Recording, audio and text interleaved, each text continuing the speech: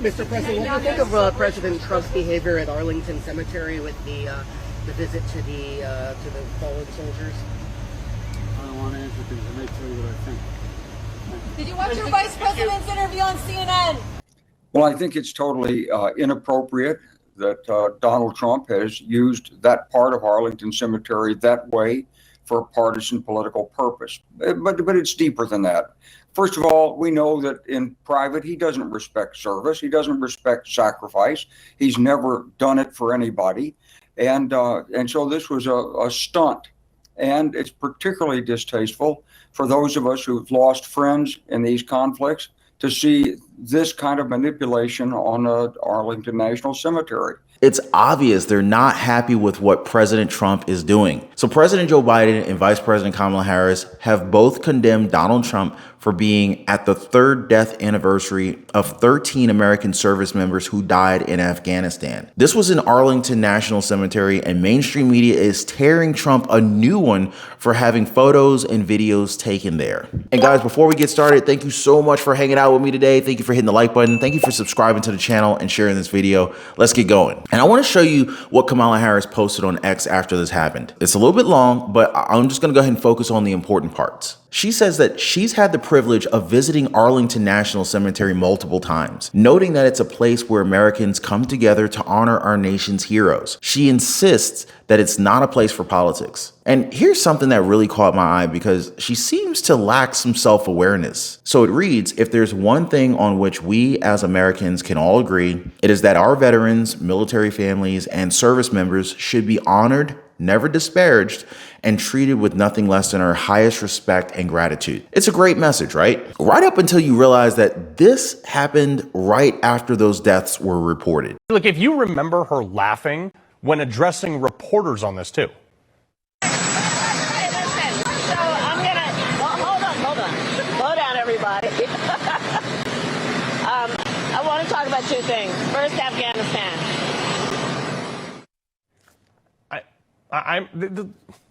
If the U.S. military had incurred casualties and you knew about it, you should not be laughing.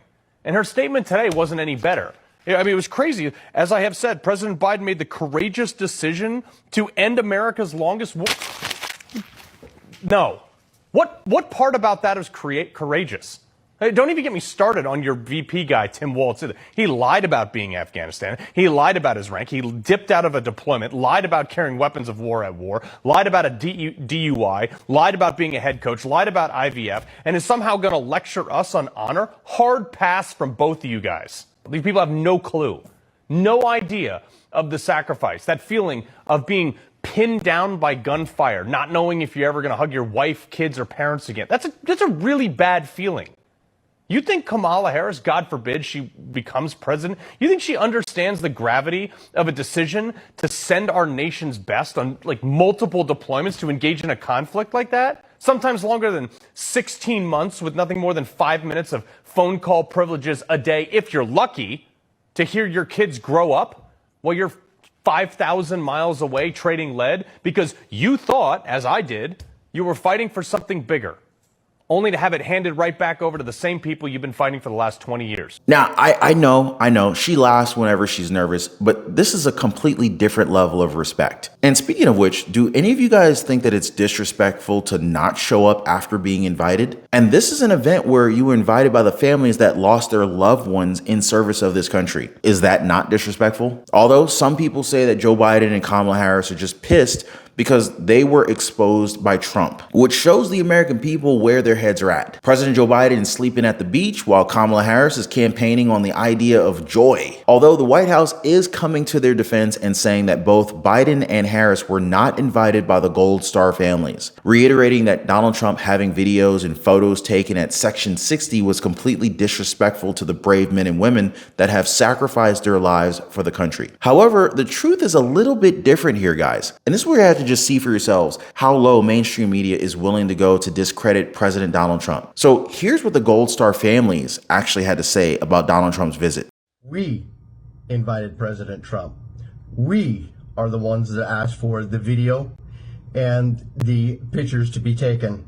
President Trump has been there for us from the very beginning when our son and the other 12 of his brothers and sisters in arms were murdered due to your negligence and uncaring attitude towards our military. Why did we want Trump there? It wasn't to help his political campaign. We wanted a leader. That explains why you and Joe didn't get a call. Vice President Harris, I ask you, why won't you return a call and explain to us how you call my daughter-in-law's death a success?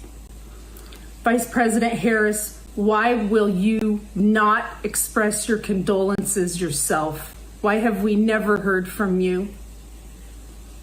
And finally, why would you take a day where we celebrated the death of our loved one and use it to disparage not only them, but us? Well, that's the truth, folks. Harris and Biden wants us to believe that Donald Trump is making this a political event. It's not. It's the president and the vice president that's doing that. Remember that these families, they haven't heard from either Biden or Harris since their loved ones died in Afghanistan. And there are many, many more videos of these families defending Donald Trump because they wanted him there. The White House released a statement regarding this day, but it's obvious that President Joe Biden was oblivious to this stuff happening.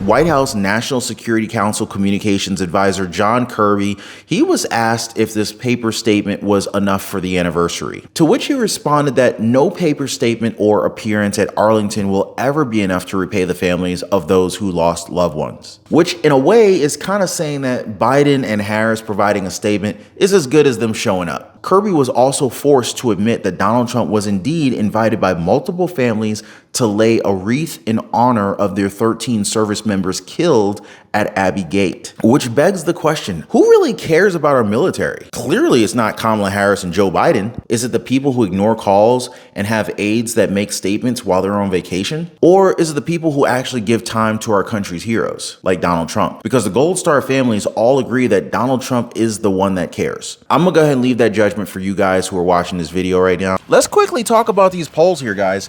I mean, look at this, guys.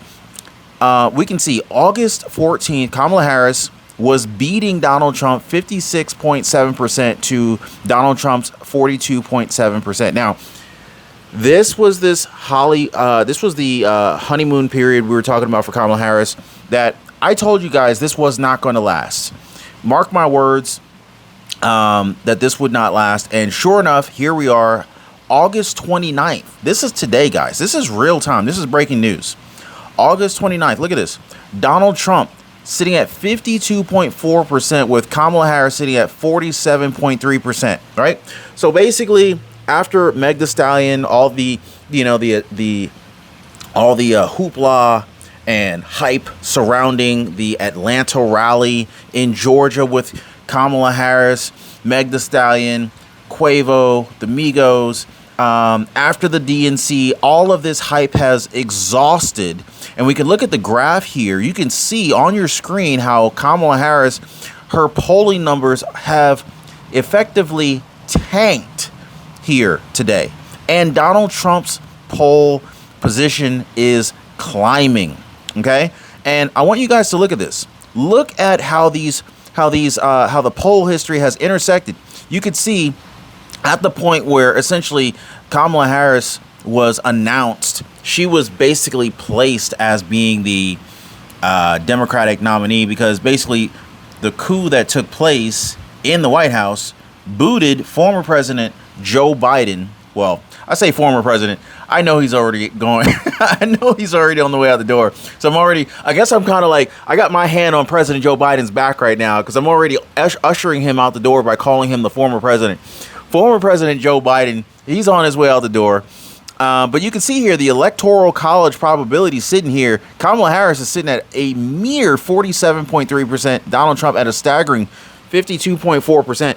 This is outside the realm of statistical errors based on historical probabilities. In other words, given how much of a gap there is between Donald Trump and Kamala Harris right now, it really looks like Donald Trump could very well take it at this particular point in time. Okay. So essentially, this forecast indicates that Donald Trump has a very strong chance of winning. And let's not forget about the fact that Kamala Harris has had her cover blown yet again. So a source at McDonald's corporate confirmed that they have no record of a Kamala Harris ever working for them around the time and place that Kamala claims. Quote, "I did fries. Kamala Harris claims she worked at McDonald's, but she never mentioned it until she ran for president." So this is, again, another example of Kamala Harris trying to be anything and everything to everyone, okay? Kamala Harris swears she's black when she needs to be black. Kamala swears she's Indian when she needs to be Indian. Kamala swears she's, black, white, Asian. It's like, the old school Michael Jackson song, right? And yet again, her cover has been blown. So, did Kamala Harris work for McDonald's? Or is she just trying to relate to minimum wage earning individuals, the lower income, the lower middle class America? What is she doing here? Or is she just blatantly lying? Guys, I never saw this on my 2024 bingo card, but the Swifties are waking up. The Swifties. I never thought I'd see the day that Swifties were rallying for Trump. I guess something with ISIS happened. There's a lot of terrorism going on. I guess she had to shut down some shows because of it.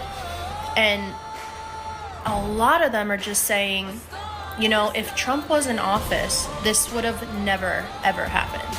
She would be safe. There wouldn't be terrorism or wars going on because we had world peace before, and he'll do it again. So they're finally realizing it's not about race or gender or anything of that sort. It's about our safety and the policies and a secure border.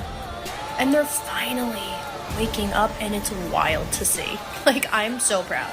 But of course, they would just paint this all as some one-off situation, arguing that support for Trump among Swift fans doesn't exist. But that isn't the case, though, because the shirt that's seen in the AI-generated images was taken from one that was actually made by a fan. So her name is Jenna, and her last name starts with a P, and I can't pronounce it, but she's a Trump supporter. So the idea from fans like her is that the world was a much safer place with Donald Trump as the president of our country, which would mean safer access to concerts, and it would have also led to Swift not ending her European tour way too short. However, President Joe Biden doesn't agree with this idea. He legitimately seemed pissed off about the notion that the world was safer under former President Donald Trump, at least compared to his term. Many of you are very successful people who travel the world.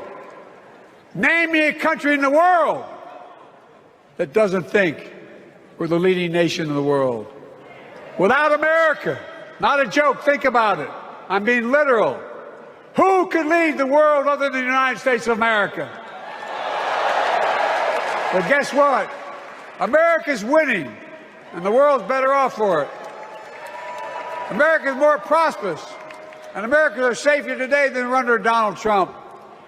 Trump continues to lie about crime in America, like everything else. Guess what?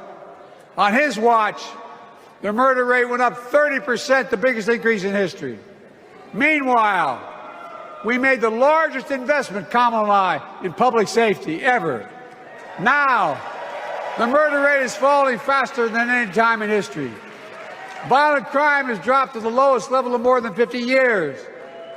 And crime will keep coming down. This concept, though, isn't as common to many Americans. Many people truly believe that the Biden-Harris administration took us back a couple of years, and the fear within some communities just can't be ignored. It's this concern that led to the entire movement that some Swifties now support Donald Trump. Hi, my name is Jenna, and this picture of me in this Swifties for Trump shirt has been going viral on X and started kind of a movement in the Republican Party. I actually met Trump in this shirt in Racine on June 18th, and he said, quote, "She is great."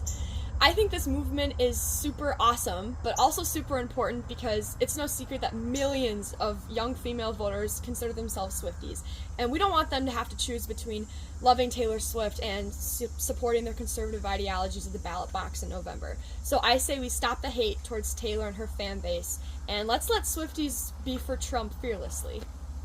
Well, there you have it, folks. Mainstream media is going to paint this as a hoax, but you heard what this young lady said. You could be a fan of Taylor Swift and support Donald Trump at the same time. It would be unfair for these people if they couldn't vote for who they wanted to vote for because their idol told them not to. That shouldn't be the case here. Although we have yet to hear any response from Taylor Swift regarding this issue. In fact, she hasn't even talked about politics in a while. I think she's staying in her lane. And guys, before we get started, thank you so much for being here today.